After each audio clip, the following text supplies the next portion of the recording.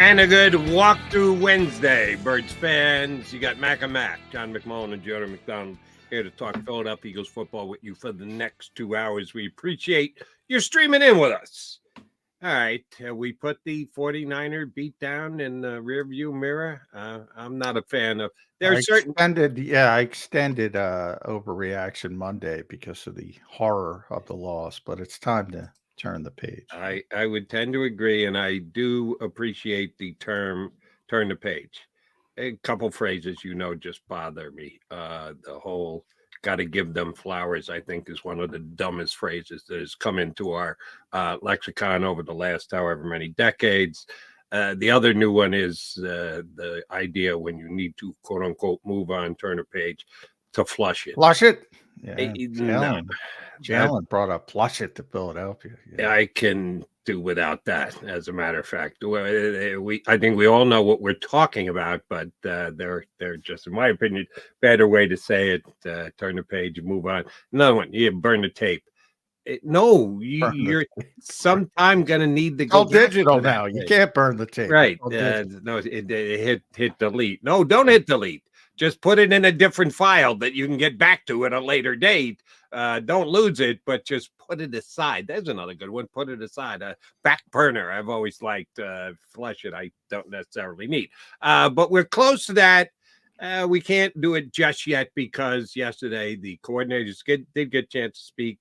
I didn't see it live, but I saw tapings of both of the two guys. Here's the first question I'll ask you, John, because they both touched on some interesting things and necessary things. Who do you think was more put off? Not by the fact that they were obligated to talk to you guys, members of the media, but just with the way things went in the game, as poorly as they did on Sunday. Who do you think was more put off, Johnson or Desai? Who was more put off? From the perspective of, they're both good guys, so they both know they have to do it. So that's not a big deal.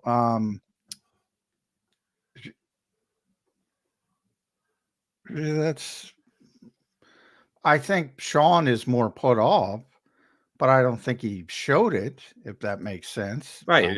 Neither one of them showed it through the way that they spoke, but they said what they said, taking their words into consideration. Who was more put off? Oh, then Sean. Yeah, Sean. Well, wait. I'm already confused. Who was more put off by their words? Probably Brian. Sean was Mr. Andy Reid. I think he said got to get better. Some form of better 23 times. Martin, our buddy Martin Frank. Out of running tally? Really? Yeah, counted them up. Martin. 23 times, I think he said it. So, it's very off-putting for the fan base, as we know. But that's what he is. That's what he always is. So I believe me, he behind the scenes, he's upset about how things went. But that's the type of coach he is. I always talk about Shane Steichen. I wish people got to see Shane Steichen. Shane Steichen on the podium, awful. Just off it, phenomenal. There could not be a bigger difference. So I think a lot of people, and they don't get to see it. So I get it. I mean, they only get to see one thing. And they say, well, this guy doesn't care, and this guy, and it's not that, but on the podium, it was Andy Reid at his height. We got to get better. We got to get better. We got to get better. I got to put people in better positions. Better. And it's funny because I asked you the question as who was more put off. I was more put off by Brian Johnson than I was Sean Desai, even though Sean Desai did say it's on me. We need to be better, blah, blah, and took a whole bunch of bullets. I thought that Brian Johnson almost tried to dodge the bullets, that somehow it wasn't as bad as it was. And if you're comparing the offense to the defense solely from Sunday, the defense was worse than the offense, and therefore Sean Desai should take more bullets because his unit played more poorly than the offensive unit did. But the offensive unit didn't get it done either. I got questions about the offense and what they did or didn't do on Sunday. And Brian Johnson, maybe I wanted a little more put off by Brian Johnson yesterday. The one thing he did address was the running game, and they did not run the ball effectively at all on this past Sunday. And we'll get to an aspect of their running game that was commented on by an NFL Network commenter last night. Just much foolishness. He did say they have to be more patient. They have to stick with it. They can't get away from it the way that they did. No one specifically asked him, though, why Kenny Gainwell got more reps than DeAndre Swift. And I was hoping that was going to be the case. I'm still perplexed by that, still perturbed by that, as a matter of fact. And, John, if you remember yesterday, I said, I'm going to give you an assignment, McMullen. You got to check something for me. And once the show ended, I said, that's not fair. You can't, you're giving John assignment. You guys are partners. You can't do that. So I did it myself. I went back and watched the entire tape again, specifically on offense for one thing.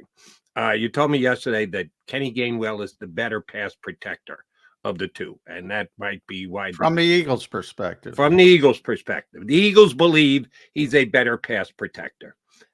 He was on the field for 39 snaps on Sunday. DeAndre Swift only 30. And again, as I said yesterday, I don't see any world in which Kenny Gainwell should play more snaps than DeAndre Swift. That's my evaluation.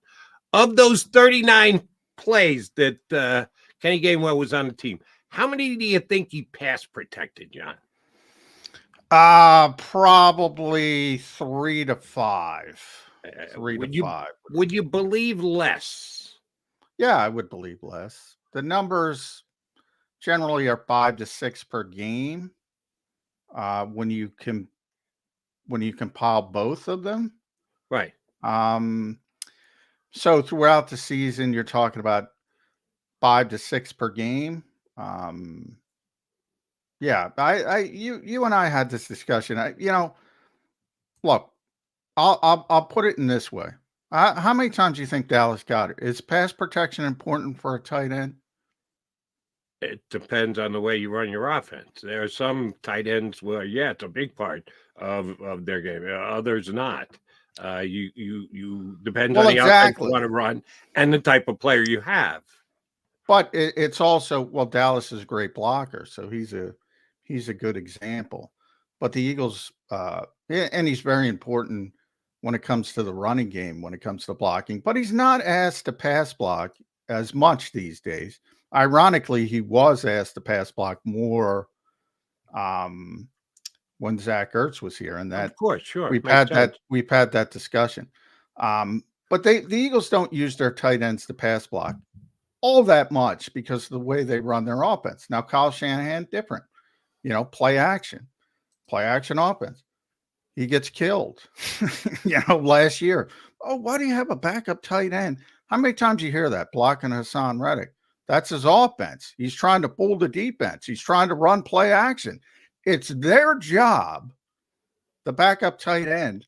On that particular play, we had Tommy Lawler on, and he's right. That's the term coaches use. It's not about beating Hassan Reddick as a backup tight end. It's about chipping him. It's about slowing him down. It's about losing slowly just to pull the defense so you have an advantage down the field on the play action. Look at it from this perspective, Jody. Now that Derek Barnett is gone, your favorite player is Quez Watkins, right? Quez Watkins, when Dallas went down last season, got 4 to 5 targets per game. That's it. It could be a big one like it was in the Super Bowl, and you better take advantage of it. Look at Seattle against Dallas last week, the running back. He had a chance as he was sliding across. If he gets even a modicum of Micah Parsons, DK Metcalf is open down the field. We're having a different conversation, Seattle, Dallas. Dallas might not even have a 14-game winning streak. They might be 13 out of 14. When you have 5 opportunities to impact a game, as Kenny Gainwell, DeAndre Swift do, you can lose a game. You can win a game. You can lose a game. You can do nothing in a game. They could mean nothing. But my point is, I had a very wise, I've said this before on the show, I had a very wise debate teacher back in the day who said, if you don't accept a premise, don't debate it. And I've talked to dozens of offensive coaches in the NFL over the years, Jody. Not one of them is going to say pass protection isn't important for a running back. Not one. And I mean, not one. So to think the Eagles are different than everybody else, to think because you're only getting 5, 7, maybe 10 on San Francisco. And remember, San Francisco, by the way, Christian McCaffrey's not a good pass blocker. But San Francisco has Kyle Juszczyk. They address it. They address it because they know they need it for specific instances. And they have a very good pass blocker. Just they do it in a different way. Not one, Jody, not one will say, oh, that's not important. Oh, you know what they do lament? And they're wrong about this, by the way. They'll always say, man, guys come in the league, they don't know what they're doing in pass protection. They say it about quarterbacks as well. They can't. It's not a college coach's job. A college coach's job is to win games at the college level. That's their job, not to prepare players for you. So I often criticize coaches who say they get running backs who can't pass protect. It's your job. Get them up to speed. Yeah, they start and they stink, but you got to get them up to speed. The Eagles think Kenny Gainwell. Your better argument would be DeAndre Swift is a better pass protector than Kenny Gainwell. They think the opposite. I don't think there's that much of a difference. That's an argument I'll listen to. An argument that pass protection isn't important for a running back, that's just wrong, Joe. Here's what I said yesterday, and I'll repeat it again today. See if it gets through. They don't put an importance on it as per their actions. If you line up 32 coaches and you ask them, is pass protection important? I'll buy it that 32 out of 32 are going to say yes. That doesn't surprise me in the least. And then you actually have the game and you ask them to do what you think is important. And they asked Kenny Gainwell to block once in 39 snaps. Once. So if, as you suggested yesterday, part of the reason they may play Kenny Gainwell on a given Sunday more than DeAndre Swift is because they believe he's a better pass blocker, well, then why don't you ask him to pass block? 39 plays, he pass blocked once. So they can say it's important. They can stand up and tell the world pass blocking for a running back is important. Well, then you got to ask him to do it more than once in 39 snaps. Those are facts after the fact that you can analyze. What you say in advance is one thing. I'll look at the tape afterwards and go, yeah, but you didn't ask him to do it. If that's his strength, if that's the reason why you were playing him more than Swift, it doesn't add up. You did what you did and you didn't do it. And oh, by the way, Swift averages more yards per carry. Swift has more yards receiving. Swift has more yards per reception. There isn't the stat that Gainwell has been better than Swift in. And yet in this game, they decided. That's the better argument. You know who the best pass blockers in the NFL are when it comes to picking up the blitz? And ironically, we're going to see one of them this weekend. Tony Pollard's very good at it. And Josh Jacobs is very good at it. They're the two best. Well, then for the Cowboys, 75 pass protections on the season. Both 75 for Pollard, 75 for Jacobs through about 12 games. Eagles are at, again, they split it. So they're at 60 something. They're about 10 behind. Again, if Quez Watkins drops a pass in the Super Bowl, that's a big fucking deal. But he only gets 5 opportunities, but that's a big fucking deal.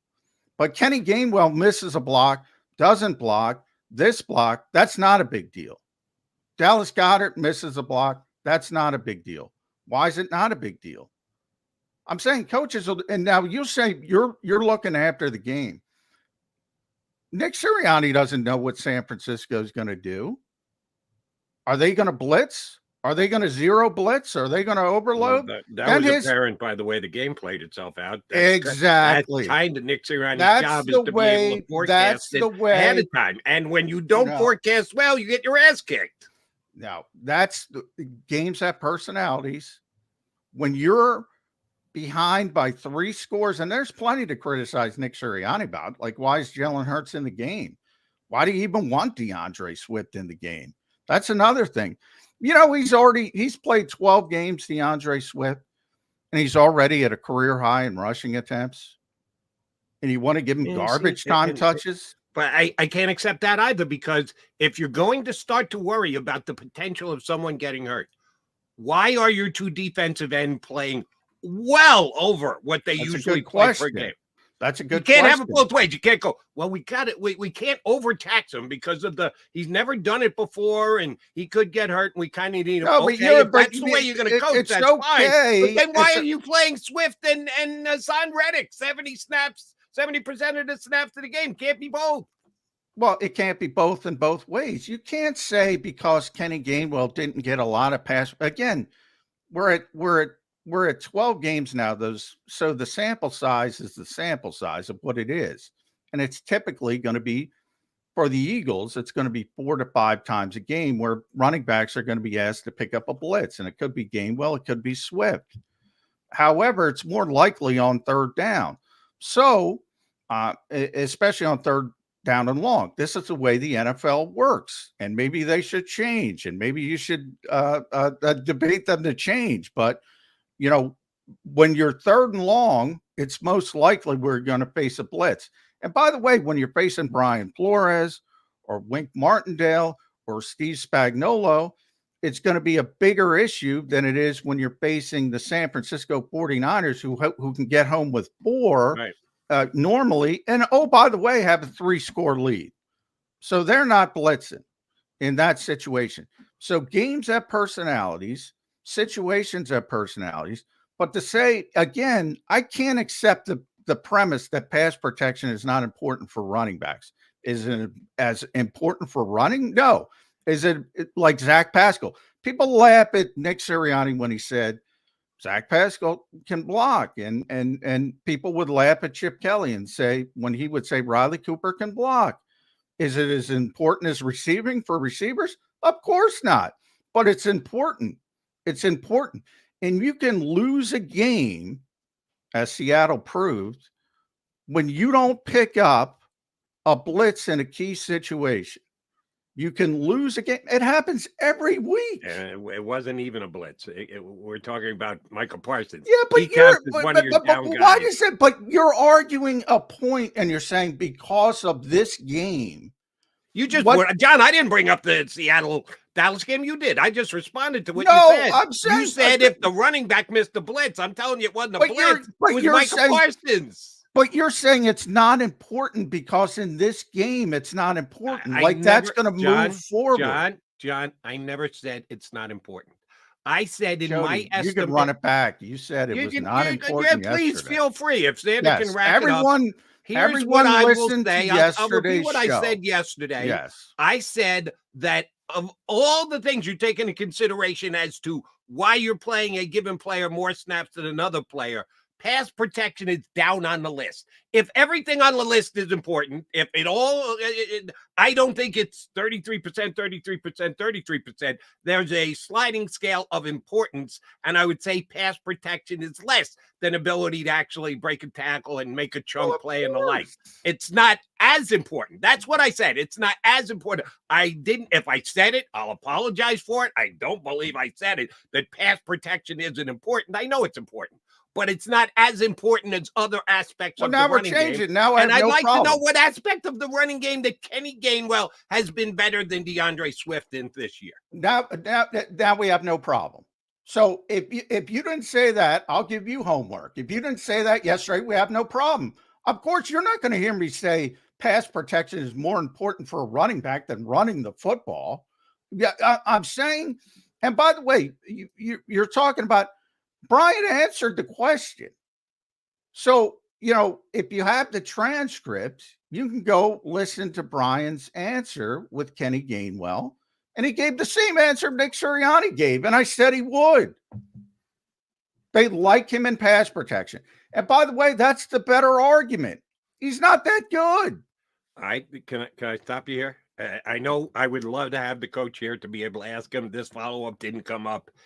If you like him in pass protection, 39 snaps he was on the field, why did you only have him pass protect one play? Which, by the way, it was the second play of the game. The only time he stayed in to pass protect was the second play of the game. And then you're going to give that answer afterwards that one of the reasons you played Gainwell more than you did Swift was because of pass protection, and you only asked him to pass protect 1 out of 39 plays. Sorry, that math doesn't work. There are no designed pass protections for running backs. A coach doesn't come into the game and say, I'm going to have the running back pass block 10 times. They're picking up blitzes. Chips don't get, they're not getting graded by Pro Football Focus. Maybe once in a blue moon, you have a max protection where you keep everybody in. When I had one of those on Sunday. And maybe in a blue moon, the Eagles obviously don't do it. The Eagles use more empty sets than anybody else. There are no design protections for running backs. They are generally picking up a blitz. It is, unless you can have Bill Belichick's best spies in a room that says, hey, we're going to blitz on play number 35 on defense. So here would be my question to Brian Johnson, and I'm going to ask you to answer it because we don't have Brian Johnson here with us. If, as you stated earlier, the 49ers don't blitz a lot. They don't think they need to blitz a lot. They believe they can get home with their front four. If part of the reason that you're putting Kenny Gainwell onto the field is because in case he needs to pick up a blitz and you think he's better at it than DeAndre Swift, but you don't think that the 49ers are going to blitz all that often, why would you put Kenny Gainwell out there more just in case they blitz? It's a philosophy. He's the third down back and the 2-minute back and the 4-minute back because of his abilities. So when they're in, and again, you're ignoring the personality of the game. They're passing the ball consistently.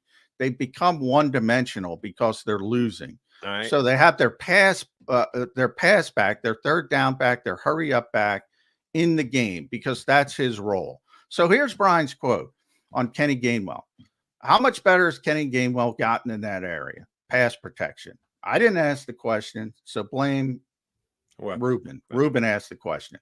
He's improved a bunch in terms of his awareness and his understanding of pass protection. He's done a great job in that for us all year. It's something that he's continued to grow in since 2021 when he first got here.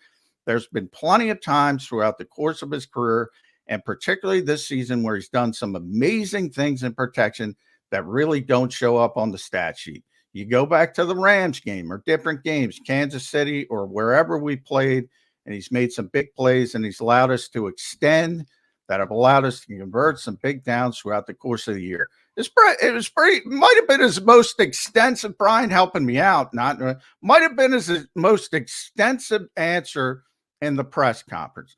Now, if you want to argue with Nick Sirianni and Brian Johnson that he's not good at that particular job or he's not better at that particular job than DeAndre Swift, how about it? No. I think that's a legitimate I'm not going to do conversation. that. I'd take him at his word on that.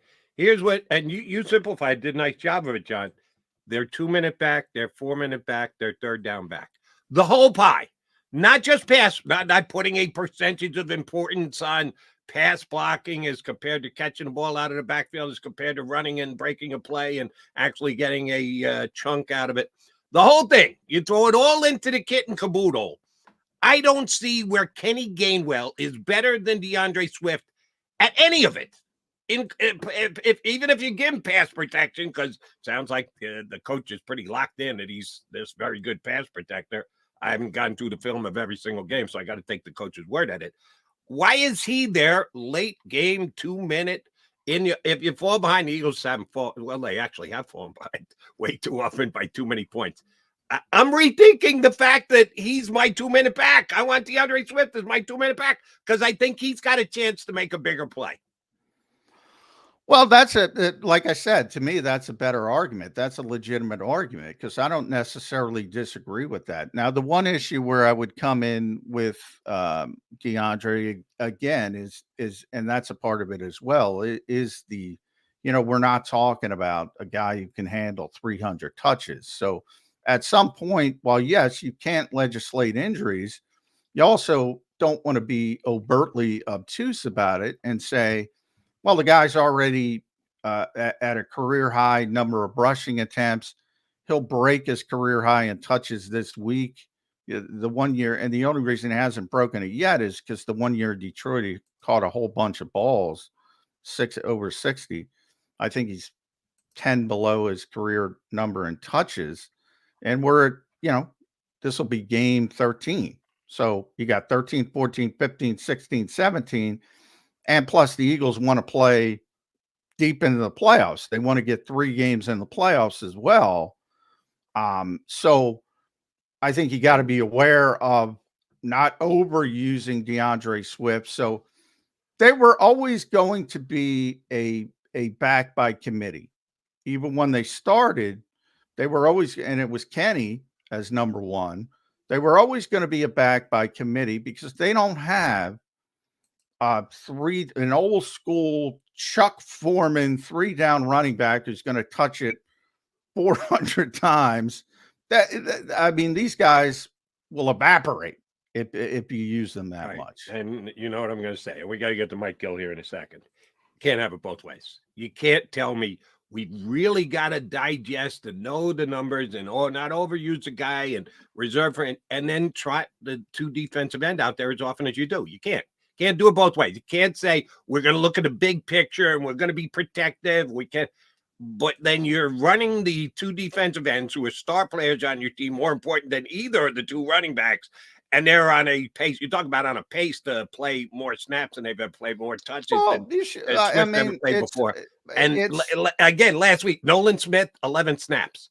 Derek Barnett, with about 3 walkthroughs under his belt, played more snaps for the Texans last week than Nolan Smith did here in Philadelphia. So either you have an eye on the big picture and you're going to manage every player on your team snaps, or you don't, or you say, we're all in. We got to win this week. It's the 49ers. My God, we got to throw caution to the wind. We got to have our best players on the field. Well, there's rotational positions and there aren't rotational positions. Now, a running back generally in the modern game has become a rotational position. Edge rusher in Philadelphia, because they want it to be there are guys. Josh Sweat has played slightly more than and I'm looking it up real quick, slightly more than Hassan Reddick. Now, the Eagles don't want to use him as much as they have, and that was not their plan at the beginning of the season. But there are plenty of edge rushers that play more than the Eagles had. And Max Crosby, he doesn't leave the field. And he might be the best edge rusher in football. In some places, TJ Watt, he never leaves the field. Daniil Hunter, he never leaves the field. Alex Highsmith, and Christian McCaffrey almost never leaves the field. So you're going to compare the Eagles to other organizations where we could do the same thing with running back. Well, I'm saying there are certain positions that are rotational and certain positions that aren't, quarterback being most notably. Edge rushers kind of in between. The Eagles want it to be rotational, but they haven't found players they're comfortable with. And that's, Nolan Smith has not been able to get on the field. They probably would have hoped, and they certainly hoped that Derek Barnett would offer them more. But, for years, they would say the same thing about Fletcher Cox inside. We don't want to play Fletcher this much. And then they would. Why would they? Because they had to. And they didn't want to take him off the field. And same thing now with edge rush. If I'm out on an island by myself, okay. If I'm a Kenny Gainwell hater, sorry, I am. I don't get it. I don't understand. I disagree with their evaluation of Kenny Gainwell is as good if not better, and he was better last week because they played him more snaps than DeAndre Swift. Well, they played him more snaps because of the game. If the game was 24-21, DeAndre would have got more snaps. Again, I'm acknowledging that the Eagles have their view, and their view counts. Mine doesn't count squat one. I'm a foolish YouTube talk show host. But my opinion is there's no game, there's no situation, there is no reason for Kenny Gainwell to play more snaps than DeAndre in any game. I get it. You don't even have to say it, John. But the Eagles think of Kenny. I get that. They do. I disagree. I think they're wrong. Plain and simple. That's fine. I'm throwing them on the carpet. Nick, you're wrong. Brian Johnson, you're wrong. In my opinion, you're wrong. If you are putting that much emphasis on Kenny Gainwell and what he can do, all things in, pass blocking, catch the ball out of the backfield, break a play, make a chunk play, put it all into one big pot. Well, then it should be the Gainwell pot.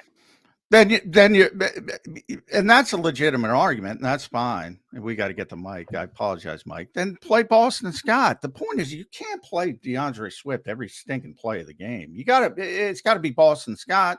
Rashad Penny can't pass block anybody, so it's not going to be Rashad Penny.